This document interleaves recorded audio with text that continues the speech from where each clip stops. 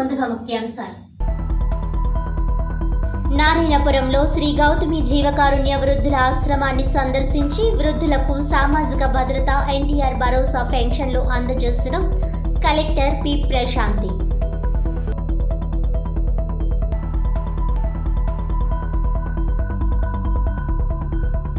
ఒకరోజు ముందుగానే పెన్షన్ అందిస్తున్నాం. ప్రాధాన్యతా క్రమంలో హామీలను అమలు చేస్తున్నాం. ఇప్పటికే పెంచిన పెన్షన్లను లబ్ధిదారులకు అందించడంతో పాటు అన్న క్యాంటీన్లను ప్రారంభించుకున్నాం. ఎమ్మెల్యే ఆదిరెడ్డి శ్రీనివాస్.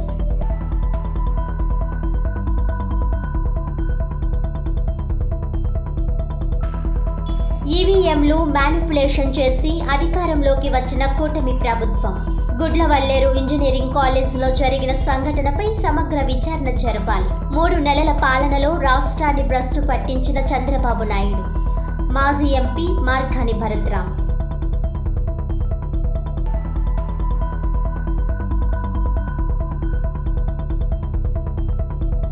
నారాయణపురంలో ఉన్న శ్రీ గౌతమి జీవకారుణ్య వృద్ధుల ఆశ్రమాన్ని కలెక్టర్ పి. ప్రశాంతి శనివారం సందర్శించి అక్కడ వృద్ధులకు సామాజిక భద్రత ఎన్టీఆర్ భరోసా పెన్షన్లు అందజేశారు. ఆగస్టు నెలకు చెందిన ఎన్టీఆర్ భరోసా పెన్షన్ సెప్టెంబర్ 1వ తేదీ ఆదివారం సెలవు దినం కావడంతో రాష్ట్ర ప్రభుత్వం ఆదేశాల మేరకు ఒకరోజు ముందుగానే పంపిణీ చేస్తున్నట్లు వృద్ధులకు తెలియజేశారు. స్వయంగా జిల్లా కలెక్టర్ వచ్చి పెన్షన్ అందజేయడం పట్ల వృద్ధులు ఆనందం వ్యక్తం చేశారు. ఈ సందర్భంగా కలెక్టర్ మాట్లాడుతూ జీవకారుణ్య వృద్ధాశ్రమంలో 60 మంది పెన్షన్ లబ్ధిదారులకు పెన్షన్ అందజేస్తున్నట్లు అధికారులు తెలిపారు. జిల్లా వ్యాప్తంగా 2,39,924 మంది ఉదయం నుంచే పెన్షన్ పంపిణీ కార్యక్రమాన్ని ఒక క్రమశిక్షణతో కూడి అందజేయడంలో అధికారులు సిబ్బంది పనితీరును కలెక్టర్ అభినందించారు. రాష్ట్ర ప్రభుత్వం ఆదేశాల మేరకు ఉదయం 10 గంటలకే 83% మందికి ఇంటి వద్దనే పంపిణీ చేసినట్లు తెలిపారు. ఈ కార్యక్రమంలో అదనపు కమిషనర్ పిఎం సత్యవేణి తదితరులు పాల్గొన్నారు. సామాజిక భద్రతలో భాగంగా ఎన్టీఆర్ పెన్షన్ భరోసా లబ్ధిదారులకు ఒకరోజు ముందుగానే ఎన్డీఏ కూటమి ప్రభుత్వం పెన్షన్ అందజేస్తుందని రాజమహేంద్రవరం ఎమ్మెల్యే ఆదిరెడ్డి వాసు పేర్కొన్నారు. శనివారం స్థానిక ప్రకాశం నగర్లోని టీఎన్టీయూసీ రాష్ట్ర ప్రధాన కార్యదర్శి వర్రె శ్రీనివాస్, జనసేన పార్టీ రాజమండ్రి సిటీ అధ్యక్షులు వై. శ్రీను, అధికారులు తదితరులతో కలిసి ఎన్టీఆర్ పెన్షన్ భరోసా పెన్షన్లను అర్హులకు పంపిణీ చేశారు. ఈ సందర్భంగా ఎమ్మెల్యే ఆదిరెడ్డి శ్రీనివాస్ మాట్లాడుతూ రాష్ట్ర ప్రభుత్వం ఇచ్చిన వాగ్దానం మేరకు అత్యంత ప్రతిష్టాత్మకంగా ప్రతి నెల 1వ తేదీనే పెన్షన్ లబ్ధిదారులకు అందజేస్తున్నారు. ఆగస్టు నెల పెన్షన్ పంపిణీకి సంబంధించి సెప్టెంబర్ 1వ తేదీ ఆదివారం రావడంతో ఒకరోజు ముందుగానే ఆగస్టు 31వ తేదీన అర్హులైన లబ్ధిదారులందరికీ పెన్షన్ అందజేస్తున్నామని అన్నారు. ఉదయం నుంచి ఎడతెరిపి లేకుండా వర్షం పడుతున్నప్పటికీ లెక్క చేయకుండా అధికారులు, ఎన్డీఏ కూటమి నాయకులు తెల్లవారుజాము నుంచే లబ్ధిదారులు ఇంటికే వెళ్లి పెన్షన్ అందజేసే కార్యక్రమాన్ని చేపట్టారని అన్నారు. గత ప్రభుత్వంలో వివిధ కారణాల చేత లబ్ధిదారులకు తొలగించిన పెన్షన్ను వారి అర్హత ఆధారంగా తిరిగి పెన్షన్ అందించే ప్రక్రియను త్వరలోనే రాష్ట్ర ముఖ్యమంత్రి నారా చంద్రబాబు నాయుడు చేపట్టనున్నారని అన్నారు. ఎన్డీఏ కూటమి ప్రభుత్వం ప్రజలకు ఇచ్చిన వాగ్దానం మేరకు ప్రాధాన్యతా క్రమంలో హామీలను నెరవేర్చుతున్నామని అన్నారు. ఇందులో భాగంగా ఇప్పటికే పెంచిన పెన్షన్లను లబ్ధిదారులకు అందిస్తున్నామని, అన్న క్యాంటీన్లను ప్రారంభించుకోవడం జరిగిందని, అదేవిధంగా యువతీ యువకులకు నైపుణ్యాభివృద్ధి కార్యక్రమాలపై శిక్షణను అందిస్తూ ఉద్యోగ, ఉపాధి అవకాశాలను కల్పించే దిశగా చర్యలు చేపట్టామని అన్నారు. ఎన్డీఏ కూటమి ప్రజలకు ఇచ్చిన హామీలను ప్రాధాన్యత క్రమంలో ఒక్కొక్కటిగా అమలు చేస్తుందని శాసనసభ్యులు ఆదిరెడ్డి వాసు స్పష్టం చేశారు. ఈ కార్యక్రమంలో స్థానిక నాయకులు, అధికారులు తదితరులు పాల్గొన్నారు. అందరికీ నమస్కారం. ఆగస్టు 31వ తేదీ స్వతహాగా పెన్షన్లు ఇచ్చేది 1వ తేదీ, అంటే సెప్టెంబర్ 1న ఇవ్వాలి. కానీ సెప్టెంబర్ 1 ఆదివారం అవ్వడం, మరి ఏదైతే ఎన్డీఏ కూటమి అధికారంలోకి వచ్చిన వెంటనే మాటిచ్చున్నాం, ప్రతి నెల 1వ తేదీన ప్రతి ఒక్కరికి కూడా 100%, ఏ నియోజకవర్గంలో అయితే ఆ నియోజకవర్గంలో 100% వాళ్ళకి పెన్షన్ ఇచ్చే కార్యక్రమం చేస్తామని చెప్పి మాట ఇవ్వడం జరిగింది. ఆ మాటకు కట్టుబడి మరి 1వ తారీఖున ఆదివారం రావడం కాబట్టి ముందు రోజే 2వ తారీఖు ఇవ్వాలని ఆలోచించలేదు. ముందు రోజే అంటే ఆగస్టులోనే వారికి పెన్షన్ ఇచ్చే కార్యక్రమం ఈరోజు శ్రీకారం చుట్టడం జరిగింది. ఉదయం నుంచి కూడా చాలా వర్షం పడతా ఉంది. ఇంతటి వర్షం సైతం లెక్క చేయకుండా అధికారులు, ఎన్డీఏ కూటమి నాయకులు అందరూ కూడా ఎక్కడికక్కడ పెన్షన్ ఇచ్చే కార్యక్రమం చేయడం, ఇంటికే తీసుకువెళ్ళి వారి ఇంటి దగ్గరికే వెళ్ళి పెన్షన్ ఇచ్చే కార్యక్రమం చేయడం జరుగుతూ ఉంది. అలాగే ఈ గడిచిన 2 నెలల్లో కూడా చాలామంది అడుగుతూ ఉన్నారు, అన్యాయంగా మా పెన్షన్ తీసేశారు, కరెంట్ ఛార్జీలు వచ్చినాయి అని, లేకపోతే అనేకమైన కారణాలు. వారందరికీ కూడా మళ్ళా స్పష్టంగా హామీ ఇస్తూ ఉన్నాం. మేము ఎన్నికల ముందు మీకు హామీ ఇచ్చున్నాం, అన్యాయంగా ఏదైతే అర్హులైన వారిని అనర్హులు చేసి పెన్షన్లు తీసేశారో వారందరికీ కూడా పెన్షన్లు ఇచ్చే బాధ్యత మా పైన ఉంది. ఎన్డీఏ కూటమిగా మేము అనర్హులుగా చేసిన వారందరూ ఎవరైతే అర్హులై ఉన్నారో వారందరికీ కూడా పెన్షన్ అతి దగ్గరలో ఇచ్చే కార్యక్రమం కూడా చేయబోతూ ఉన్నాం. చూస్తూ ఉన్నాం ఎవరెవరు అర్హులు, వారిని ఏ కారణాల మీద తీసేశారు, ఇవన్నిటిని కూడా స్టడీ చేసి దగ్గరలోనే గౌరవ ముఖ్యమంత్రి గారు ఆ నిర్ణయం కూడా తీసుకుంటున్నారని కూడా వారందరికీ కూడా తెలియజేస్తాం. ఇప్పటికే చాలా సందర్భాల్లో కనబడతా ఉన్నారు, ఏమండి మా పెన్షన్ తీసేసారు ఎప్పుడు వస్తుందా, వారందరికీ కూడా అతి దగ్గరలోనే మంచి శుభవార్త తెలియజేస్తామని కూడా ఈ సందర్భంగా తెలియజేస్తూ, ఏదేమైనా ఎన్డీఏ కూటమి ఇచ్చిన ప్రతి హామీకి కట్టుబడి ఉంది. ఒక్కొక్కటిగా చేసుకుంటూ వస్తూ ఉన్నాం. పెన్షన్లు పెంచుతూ ఉన్నాం, పెంచాం. అన్నా క్యాంటీన్లు ఓపెన్ చేస్తానన్నాం, చేసాం. అలాగే స్కిల్ సెన్సస్ చేస్తూ ఉన్నాం. దాని ద్వారా ఏదైతే నిరుద్యోగ యువత ఉన్నారో నిరుద్యోగ వృత్తి ఇచ్చే విధంగా వారికి ఉద్యోగ అవకాశాలు కల్పించేందుకు స్కిల్ సెన్సస్ని కూడా ఈ పాటికే పూర్తి చేసుకున్నాం. అలా ఒక్కొక్కటిగా అన్నీ కూడా చేసి ఏదైతే ఎన్డీఏ కూటమి మేనిఫెస్టోని మేము ఎన్నికల ముందు చెప్పుకున్నాం 100% అమలు చేసే బాధ్యత ఎన్డీఏ కూటమి మా పైన ఉంది, చేస్తామని కూడా ఈ సందర్భంగా తెలియజేస్తాం. ఈవీఎంలు మ్యానిపులేషన్ చేసి కూటమి ప్రభుత్వం అధికారంలోకి వచ్చిందని మాజీ ఎంపీ మార్గాని భరత్రామ్ ఆరోపించారు. శనివారం రాజమహేంద్రవరం మార్గాని ఎస్టేట్లో ఏర్పాటు చేసిన విలేకరుల సమావేశంలో వైఎస్ఆర్సీపీ రాజమండ్రి పార్లమెంటరీ నియోజకవర్గ ఇన్ఛార్జ్ డాక్టర్ గూడూరి శ్రీనివాస్, నగర పార్టీ అధ్యక్షులు అడపా శ్రీహరి, మహిళా విభాగం నగర అధ్యక్షురాలు మార్తా లక్ష్మి, నక్కా శ్రీ నగేష్ తదితరులతో కలిసి ఆయన మీడియా సమావేశంలో మాట్లాడారు. మాజీ ఎంపీ మార్గాని భరత్రామ్ మాట్లాడుతూ, రాష్ట్రంలో గత ఎన్నికల్లో ఈవీఎంలు మ్యానిపులేషన్ చేసి అధికారంలోకి వచ్చిన విధానంపై చర్చ జరుగుతుందని అన్నారు. ఎన్నికలైన తర్వాత 45 రోజులు ఈవీఎంలను భద్రపరచవలసి ఉండగా ఎన్నికల నియమావళిని తుంగలో తొక్కి ఈవీఎంలను స్లిప్పులను నిర్వీర్యం చేశారని అన్నారు. వైఎస్ఆర్ కాంగ్రెస్ పార్టీ ఎమ్మెల్యేలను, ఎంపీలను కొనుగోలు చేసి రాష్ట్రంలో జరుగుతున్న సంఘటనల నుంచి ప్రజలను పక్కదోవ పట్టిస్తున్నారని అన్నారు. డైవర్షన్ పాలిటిక్స్ నడపడంలో చంద్రబాబు నాయుడు సిద్ధహస్తుడని పేర్కొన్నారు.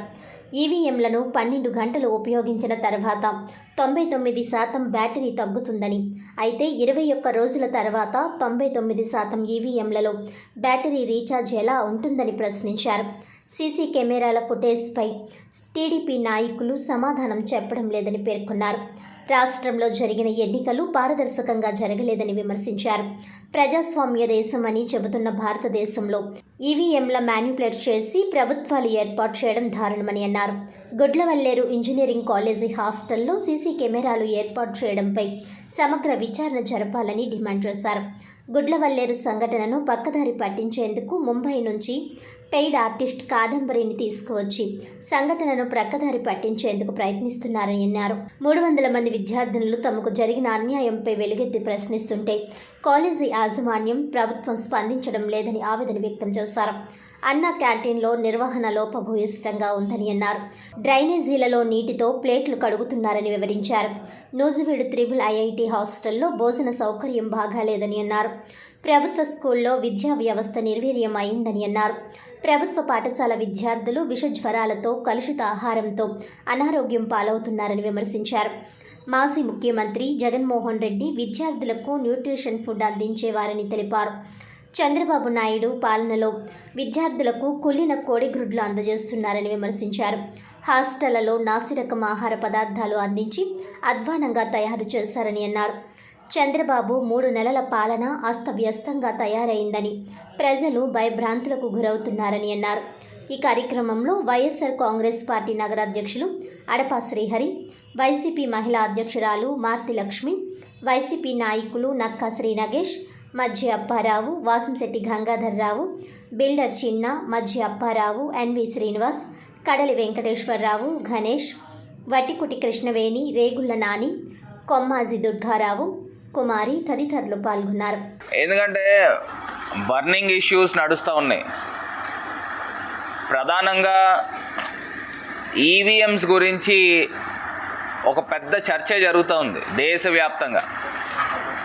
అలా ప్రత్యేకించి ఆంధ్రప్రదేశ్ రాష్ట్రంలో మరి సాక్షాత్తు మా పార్టీ సభ్యులు హైకోర్టుని ఆశ్రయించడం జరిగింది. హైకోర్టుని ఆశ్రయించిన తర్వాత నేరుగా యాజ్ పర్ కాన్స్టిట్యూషనల్ బాడీ అయిన ఎలక్షన్ కమిషన్ను 45 రోజుల పాటు ఆ జీవోస్లో లేకపోతే అక్కడ ఉన్న రూల్ బుక్స్లో వీవీప్యాట్స్ని భద్రపరచాల్సిన అవసరం ఉంది. దాన్ని తుంగలోకి తొక్కి కలెక్టర్లకి అదే పని మీద నోటీసులు ఇచ్చి ఆ వీవీప్యాట్స్ని దాంట్లో ఉన్న స్లిప్స్ని తగలబెట్టే కార్యక్రమం జరిగింది. అసలు ఏం జరుగుతూ ఉంది? దాన్ని డైవర్షన్, చంద్రబాబు నాయుడు గారికి వెనతో పెట్టిన విద్య, డైవర్షన్ పాలిటిక్స్. దాన్ని డైవర్ట్ చేయడం గురించి మా పార్టీ ఎంపీలని కొనుగోలు చేసే కార్యక్రమం జరుగుతోంది. కొనుగోలు చేసి వాళ్ళతో రాజీనామాలు చేయించి డైవర్ట్ చేయడం. అంటే అక్కడ గజపతి నగరంలో మాజీ పార్లమెంట్ సభ్యులు చంద్రశేఖర్ గారు క్లియర్గా చెప్తా ఉన్నాడు, ఏదైతే ఈవీఎంలు 12 గంటలు వాడిన ఈవీఎంలు బ్యాటరీ 50% పైన తగ్గిపోతుంది. అలాంటిది 12 రోజులు పోయిన తర్వాత లేదా 21 రోజులు పోయిన తర్వాత చూస్తే ఆ ఈవీఎంలు 99% బ్యాటరీ ఎక్కడి నుంచి వస్తుంది? అంటే స్ట్రాంగ్ రూమ్లోంచి తీసిన తర్వాత బ్యాటరీ 99% ఎక్కడైనా వస్తుందా? 12 గంటలు వాడిన ఈవీఎంలు. దానికి సంబంధించి సీసీ కెమెరా ఫుటేజ్లు ఇవ్వండి, దాంట్లో తెలుస్తుంది కదా అని చెప్తా ఉంటే దానికి సమాధానం లేదు. అసలు ఎక్కడ ఏం జరుగుతూ ఉంది? ఇవాళ నిజంగా పారదర్శకంగా ఎలక్షన్స్ జరిగినాయండి? ఇదా ప్రజాస్వామ్యంలో మనం పెద్ద గొప్పలు చెప్పుకుంటూ ఉంటాం. భారతదేశము ప్రపంచంలో అతిపెద్ద ప్రజాస్వామ్య దేశమని మనం చెప్పుకుంటూ ఉంటాం. మరి ఇదా ప్రజాస్వామ్యం అంటే? అంటే ఈవీఎంలు మ్యానిపులేషన్ ద్వారా వచ్చిన ప్రభుత్వం కూడా ఒక ప్రభుత్వమే. అంటే మనం ఏమని పిలవాలా? ఈవీఎం సీఎం చంద్రబాబు నాయుడు అని పిలవాలా? ఇంత మోసం జరుగుతూ ఉంది. ఇంకొక అంశము ఒరిస్సాలో నిజంగా బాధ అనిపిస్తూ ఉంటుంది. 61 ఎమ్మెల్యేలు దగ్గరగా వచ్చిన, ఎన్నో ఎమ్మెల్యేలు 60 దాకా వచ్చినట్టున్నాయి, ఒక ఎంపీ గెలవలేదండి. అంటే బీజేడీకి నవీన్ పట్నాయక్ గారికి ఒక్క ఎంపీ గెలవాల అంటే ఏం జరుగుతూ ఉంది? ఇప్పుడు ఆంధ్రప్రదేశ్ లాగా పోను క్రాస్ ఓటింగ్ వేశారంటే అక్కడ నిజంగా ఒరిస్సాలో 2 ఒకటే ఎంపీకి ఎమ్మెల్యేకి వేస్తూ ఉంటారు. అంటే ఈ యొక్క ఈవీఎం మ్యానిపులేషన్ జరిగింది, దాన్ని డైవర్ట్ చేయాలి ఇమీడియట్గా. ఆ పేపర్లో ప్రతి చోట కూడా కథనాలు వస్తూ ఉన్నాయి. విశ్లేషకులు మాట్లాడుతూ ఉన్నారు, పరకాల ప్రభాకర్ గారు మాట్లాడుతూ ఉన్నారు, ఉండవల్లి అరుణ్ కుమార్ గారు మాట్లాడుతూ ఉన్నారు. అంటే ఇవన్నీ కూడా పెద్ద చర్చ జరుగుతూ ఉంది. దాన్ని డైవర్ట్ చేయాలి అంటే దగ్గరగా ఒక నేషనల్ డెమోక్రటిక్ పార్టీ అనే ఒక పార్టీ, దానికి సంబంధించి మహారాష్ట్రకు సంబంధించి వాళ్ళు క్లియర్గా నివేదిక ఇచ్చారు. 11 నుంచి 12% అదనంగా ఓట్లు నమోదైనవి అని పోలింగ్ కన్నా కౌంటింగ్స్లో. మరి ఇవన్నిటిపైన నిగ్గు తేల్చాల్సిన అవసరం ప్రభుత్వానికి లేదా? శ్రీ మురళీకృష్ణ మందిరం వద్ద శ్రీ రుక్మిణి సమేత శ్రీ మురళీకృష్ణ కళ్యాణ మహోత్సవం గత రాత్రి అత్యంత వైభవంగా నిర్వహించారు. రాజమండ్రి గొల్లవీధిలో వేంచేసి ఉన్న శ్రీ మురళీకృష్ణ మందిరం వద్ద శ్రీ రుక్మిణి సమేత శ్రీ మురళీకృష్ణ కళ్యాణ మహోత్సవం గత రాత్రి అత్యంత వైభవంగా నిర్వహించారు. భజన కార్యక్రమం హేమలత ఆధ్వర్యంలో జరిగింది. పీటల మీద కూర్చొని కళ్యాణం జరిపించిన ఈ కార్యక్రమంలో కెవి జగదీష్, కె శ్రీమతి మంజుల, స్వస్థ శ్రీ చాంద్రమాన శ్రీ క్రోధినామ సంవత్సర శ్రావణ మాస బహుళ ద్వాదశి పునర్వసు నక్షత్రయుక్త మీన లగ్నమందు కళ్యాణ మహోత్సవం నిర్వహించారు. ఈ కార్యక్రమానికి గంగుల వెంకటేశ్వరరావు, నీలపల వెంకటేశ్వరరావు, నీలపల తమ్మారావు, గుణపట్టి సాంబశివరావు, చొక్కాల సూర్యప్రకాష్ మరియు కమిటీ సభ్యులు వంగపండు శ్రీనివాసరావు, కర్రి సత్యనారాయణ, రొక్కం త్రినాథ్, పందిరి అరవింద్, కేవీపీ సత్యనారాయణ, వంకా శ్రీను తదితరులు పాల్గొన్నారు. అనంతరం ప్రసాద వితరణ చేశారు.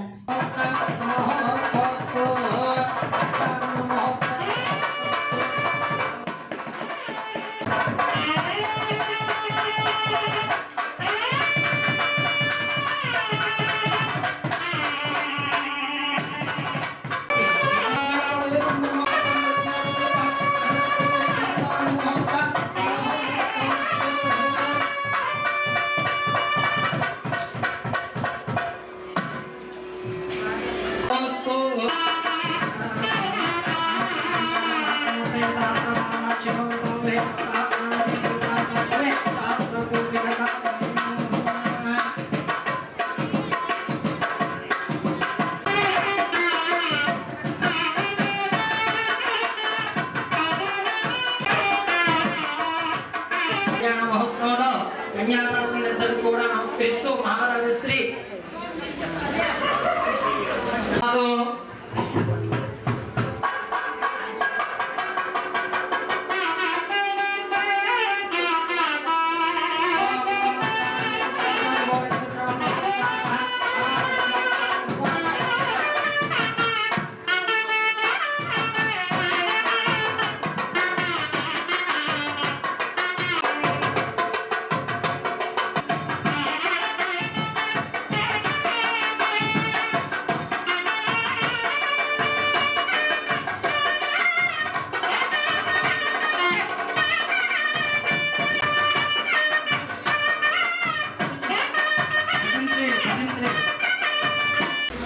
महत्कर्मेन्द्र बृहत्कर्म स्वराशावली कुशकरं च सागुस्करागि सप्तवीर्विरीगिते महेन्द्रस्या पादक्य सप्तकुलाने राजिते हरिहरावत कुलपत्रासकर्मणा नन्दाहास यप्याख्येति नमकण्डकण्डिते दण्डक चम्पक बिन्दविष नैमिष कदलिका बदलिका नौषगुह देवदासु कारण्यदेकादशान्नयते अङ्गभङ्गभद्रा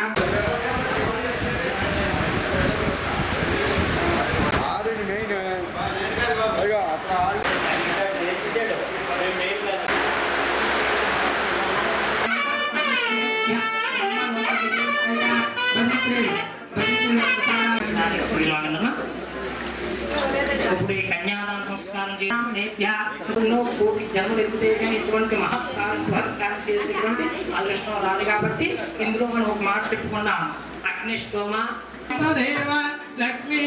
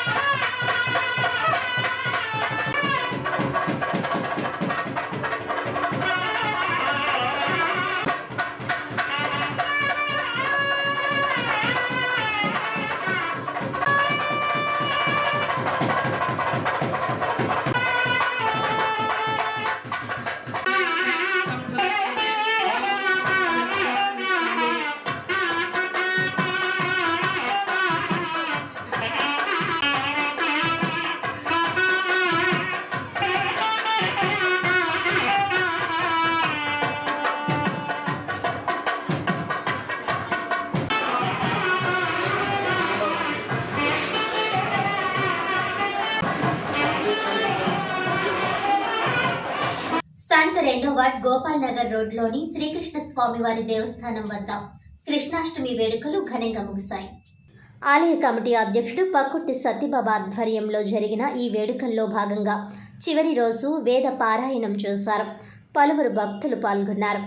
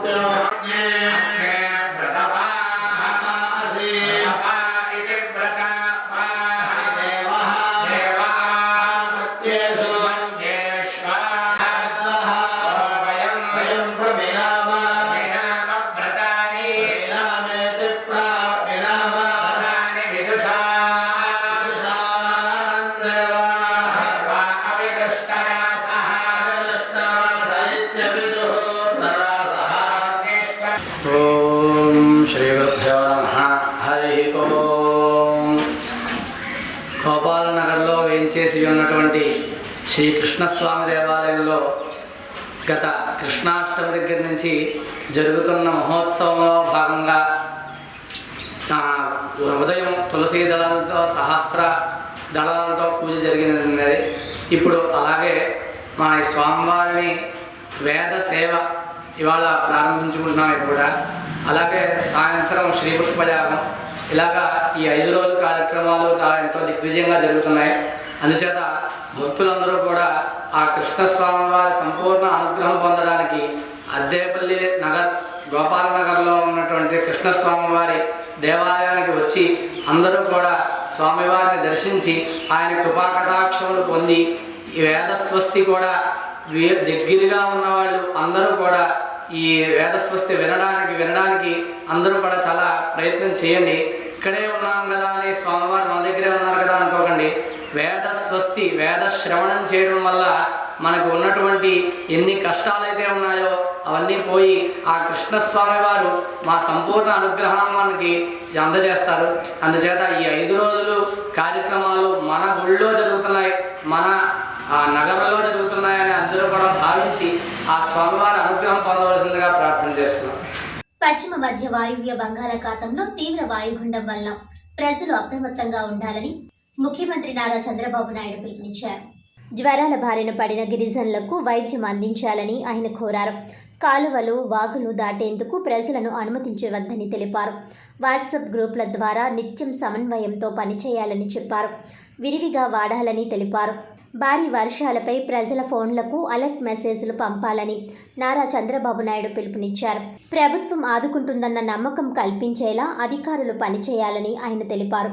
ప్రాజెక్టులో నీటి నిల్వలను నిరంతరం పర్యవేక్షించాలని అధికారులను కోరారు. ప్రాజెక్టుల నిర్వహణకు అవసరమైన నిధుల విడుదలకు ఆదేశాలు ఇచ్చారు. విజయవాడలో ఇంటిపై కొండచర్యలు విరిగిపడడం చాలా బాధాకరమైన విషయమని ఆయన ప్రచారం చేశారు. ప్రాణాలు కోల్పోయిన కుటుంబాలకు 5 లక్షల చొప్పున పరిహారం ఇవ్వాలని అధికారులను ఆదేశించారు.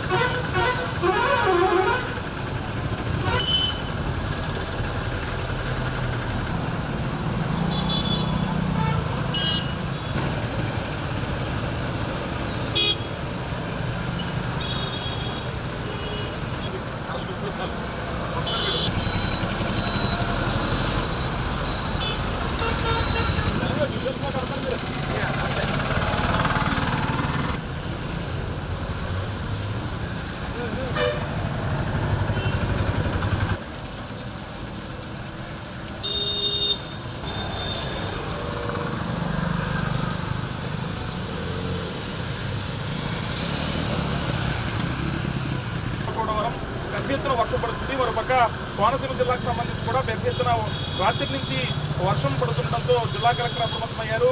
స్థానికంగా ఉన్నటువంటి పాఠశాలలకు సెలవు కూడా ప్రకటించినటువంటి పరిస్థితి నేపథ్యంలో ఏదైతే ఈ తుఫాను కారణంగా అకాల వర్షాలతో ఒక పక్క రైతన్న కుదేలైపోతున్నటువంటి పరిస్థితి, ఉద్యానవన పంటలంతా కూడా పూర్తిగా రాత్రి నుంచి నానిపోతున్నటువంటి పరిస్థితి నేపథ్యంలో గోదావరి లంక గ్రామాలకు సంబంధించినటువంటి ఏదైతే ఉద్యానవన పంటలంతా కూడా పూర్తిగా తడుచుకునేటువంటి పరిస్థితి. ప్రస్తుతం ఎక్కడికక్కడ కొన్ని చోట్ల నారాలు పడుతుంటే మరికొన్ని చోట్ల రాజమండ్రి మున్సిపల్ అధికారులు ఎక్కడికక్కడ అప్రమత్తమయ్యారు. చాలా చోట్ల నీరు చేరకుండా ఇప్పుడు జాగ్రత్తలు తీసుకున్నారు. వాహనదారులు కూడా ఎక్కడికక్కడ బస్టాండ్లో ఉండిపోయినటువంటి పరిస్థితి.